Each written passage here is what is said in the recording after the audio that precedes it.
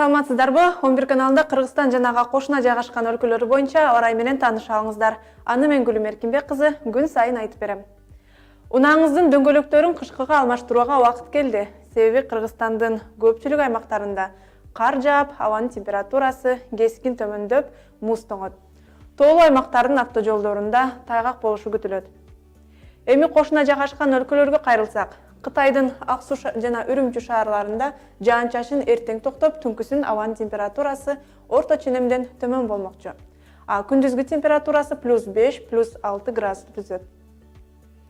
Казакстандын түштүк жана батыш аймактарына гана жаан-чачын күтүлбөйт, калган аймактарында жаан же кар жаашы күтүлүүдө. Өзбекстандын Фергана өрөөнүндө күн ачылышы белгисиз, бирок бул жерде башка аймактарга салыштырмалуу абанын температурасы жогору бойдон сакталууда. Ал эми Ташкентте жана Нукус өрөөнүндө түнкүсүн -1 градуска чейин төмөндөйт.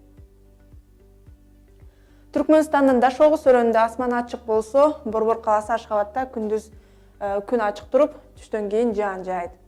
Тажикстанда да туруксуз аба ырайы күтүлөт. Душанбе шаарында жаан кечинде жааса, Хорок өрөөнүндө күнү бою күн бүркөө болуп, жаан мерүүн жаап турат.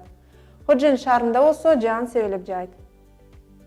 Кыргызстандын Талас жана Чүй областтарында эртең күн ачылат, калган аймактарында жаан же кар жаайт.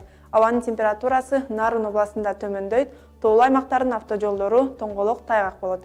Батыштан соккон шамалдын ылдамдыгы секундасына 4-9 метрге чейин жетет. Сиздер 11 каналында аба ырайы менен тааныштыңыздар. Кайрадан көрүшкөнчө.